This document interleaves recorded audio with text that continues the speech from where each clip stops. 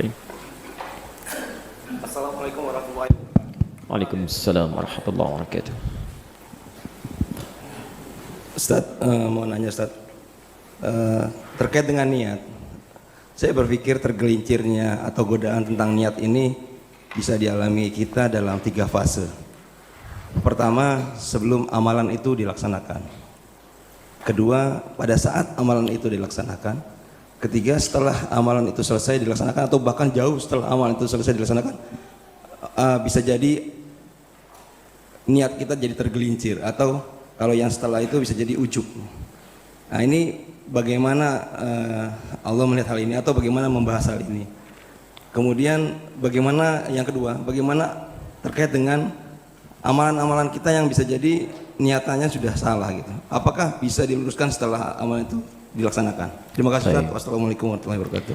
Waalaikumsalam warahmatullahi wabarakatuh. Bagus sekali pertanyaannya. Dalam bab yang bisa mengotori niat ini memang dibagi oleh para ulama, amalan dibagi 3 bagian untuk mempertahankan kebaikannya. Yang pertama adalah fase sebelum melakukan, ya, fase sebelum melakukan amalan. Misal saya mau infak nih, bagaimana caranya supaya saat saya akan infak niat kita bisa tulus, bersih, lurus karena Allah Subhanahu wa taala. Yang kedua, saat amal itu sedang dilangsungkan, kadang-kadang niatnya bersih, gitu kan?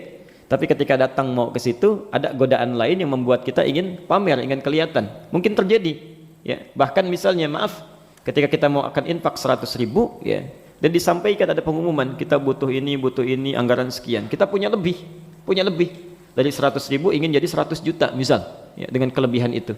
Nah, tapi ketika dimunculkan, disampaikan si fulan disebut, nah, muncul lagi keinginan, nama saya pun mungkin bisa disebut di situ, ya. Kenapa harus, kalau bisa disebutkan di dunia, kenapa tunggu di akhirat, misal, ya, kan setan cerdas itu masuknya, ya. Jadi mulai bikin spanduk macam-macam dan sebagainya, ya, bisa juga terjadi saat akan mengamalkan bersih, saat sedang mengamalkan bersih, setelah mengamalkan, bahkan mungkin terjadi sesaat sebelum meninggal dunia, datang ujub lagi, riya lagi dan sebagainya. Pernah dengar saya kisahkan dulu itu, ya, sebagai gambaran. Ada seseorang, subhanallah, itu punya kelebihan harta luar biasa, Allah titipkan kepadanya. Lalu dia membantu bangun masjid, dan saat beramal hamba Allah, ya, saat itu terjadi nggak pernah disebut, nggak mau disebutkan. Tapi saat muncul puluhan tahunnya akan datang, setelah masa berganti, 2 hari lagi mau meninggal dunia, jalan dengan cucunya, dia punya cucu. Begitu jalan di depan masjid yang pernah dibantu itu, cucunya mengatakan, kayak bagus ya masjid ini. Coba perhatikan bagaimana setan masuk. Wah, itu dulu kakek yang bantu tuh. Kalau kakek nggak keluarkan itu, dibantu, nggak akan jadi seperti ini. 2 hari lagi mau meninggal. Anda bisa bayangkan, ya. Jadi ikhlas itu satu amalan yang tidak mudah, tidak dijaga sampai dengan kita meninggal dunia. Karena itulah perhatikan rumus-rumusnya. Saat kita akan mulai melakukan amalan, bagaimana menjaga keikhlasannya? Itu tadi satu rumusnya di hadis ini. Kita merasa bahwa amalan kita sedang diperhatikan oleh Allah, diperhatikan oleh Allah. Bagaimana caranya supaya saat diperhatikan itu tetap ikhlas kita, ya? Maka timbang konsekuensinya. Ini rumus dari para ulama. Keluarkan, bandingkan resiko yang ditanggung saat kita tidak ikhlas dengan keuntungan yang didapatkan saat kita ikhlas. Misal Al-Baqarah 264. Al-Baqarah 264. Ya ayyuhalladzina amanu, hei orang-orang yang beriman, la tubtilu shadaqatikum bil manni wal adza. Jangan engkau batalkan, gugurkan amal-amal kebaikanmu dengan menyebut-nyebut amalan atau melakukan perbuatan yang bisa merusak, ya. Jadi ketika Anda keluarkan ayat ini misal, kemudian hadirkan di dalam diri kita saat mau beramal, kalau saya mau beramal menyebut-nyebut amalan saya dengan riya, mengurangi keikhlasan, maka Quran mengatakan amalan itu langsung batal bahkan sebelum dia dikerjakan. Jelas ya? Tidak akan berpahala. Tidak akan berpahala. Satu, ya.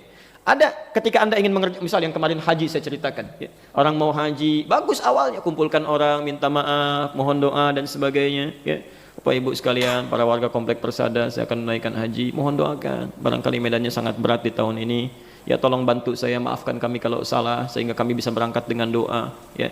Memang ini haji yang pertama bagi kami untuk berangkat, dan di komplek ini mungkin kami yang paling pertama, mah, ya. Pak RT belum haji, Pak RW juga belum, ya. Mudah-mudahan bisa menginspirasi yang lain untuk haji, misal. Itu udah batal, belum berangkat sudah gugur, ya. Belum berangkat sudah gugur. Hati-hati, tidak mudah seperti itu, ya.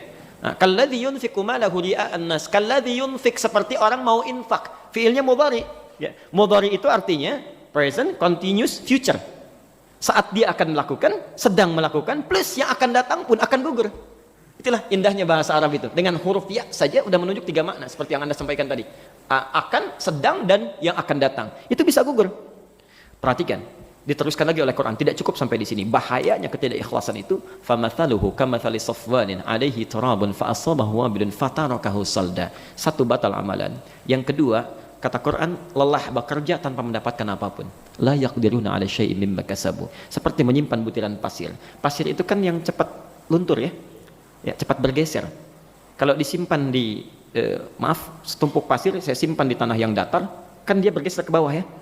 Apalagi disimpan di batu yang sangat licin, setelah itu datang air bah, disapu semuanya. Maka orang yang beramal yang tidak ikhlas itu karena riya, sum'ah dan sebagainya, seperti menyimpan butiran-butiran amal disapu oleh air bah. Capek bekerja nggak dapat apa-apa, tidak dapat apa-apa. Mau nggak bapak kerja nggak digaji? Tidak, ya. Capek luar biasa. 2. Yang ketiga, perhatikan, wallahu la yahdil qaumal kafirin. Allah tidak akan memberi petunjuk pada orang-orang kafir. Amalannya disamakan dengan orang kafir. Bahkan lebih buruk dibandingkan kafir. Karena orang kafir pun masih mungkin dapat hidayah. Coba bandingkan dengan Quran surah Al-Furqan, surah ke-25 ayat 23. Orang kafir saja kalau berbuat baik di dunia itu langsung dibalas saat di dunia.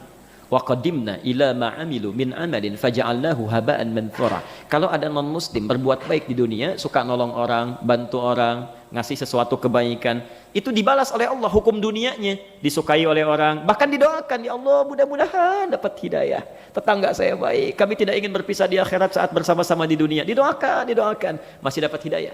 Tapi kalau dia tidak masuk Islam, di akhirat dijadikan debu yang berterbangan, tidak bernilai. Perhatikan, orang Islam beramal karena riyanya, baru sebelum dilakukan pun Allah tidak akan balas. Non muslim masih dibalas, orang Islam tidak dibalas. Kenapa? Karena orang ini tahu hukum, paham hukum, ngerti pahala, tapi tidak diambil. Karena itu jengkel Allah. Kalau non muslim melakukan itu, tidak tahu pahala, wajar nggak dibalas. Tapi ini orang yang paham ayat, paham dalil, tahu pahala, nggak diambil. Ya.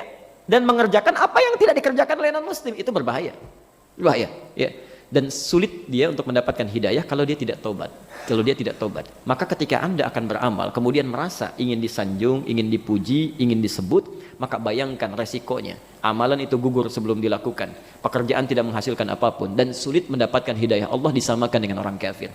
Kalau mau silahkan, ya. Ini yang pertama. Yang kedua, saat amalan akan dilakukan, ya, kadang-kadang kan setan itu awal-awalnya ikhlas dari rumah, ya, begitu mau beramal situasi berbeda gitu kan. Maka kata Nabi, perhatikan, saat tangan kanan memberi, tangan kiri harus tidak tahu. Ya, tangan kanan memberi, tangan kiri tidak tahu. Artinya apa? Usahakan apapun yang kita lakukan, kita tutupi. Anggap saja sudah. Tidak ada kepentingan dan lain sebagainya. Sudah, cepat. Maksudnya percepat. Ya. Kalau Anda berikan masa tangan kiri tahu, itu artinya dilambat-lambat. Jadi kalau mau mengerjakan sesuatu, cepat, dahulukan, awalkan. Ya, supaya orang tidak banyak lihat, tidak ada masa untuk berubah. Antum kalau menunda-nunda ibadah, ujungnya nggak jadi. Ya. Begitu lihat kotak misalnya, mau infak nih. Nanti sajalah, selesai ta'lim baru saya infak. Saat orang-orang tidak ada. Misal. Begitu sudah ta'lim, kotaknya sudah nggak ada. Segerakan. Ya. Kita bisa cari cara ya, supaya bagaimana perasaan kita bisa kita hilangkan. Yang terakhir, kalau sudah dilakukan, lupakan amalan kita. Itu paling gampang. Seakan-akan tidak beramal. Selesai. Sudah selesai, lupa. Ya. Bapak yang kemarin bantu nyumbang, saya lupa. Mungkin orang lain, mungkin hamba Allah. Sudah selesai. Saya lupa. Ya. Lupa itu tidak harus menjadi sesuatu yang buruk. Lupa itu anugerah. Ya. Kalau datangnya dari Allah. Tapi kalau datangnya dari setan itu bencana. Ya. Jadi satu, bandingkan resikonya. Ya kan? Yang kedua, tangan kanan berikan, percepat amalan, jangan sampai ada jeda. Yang ketiga, setelah diberikan, lupakan semua itu, seakan-akan tidak terjadi sama sekali. Ya. Dan serahkan kepada Allah. Itu yang paling gampang.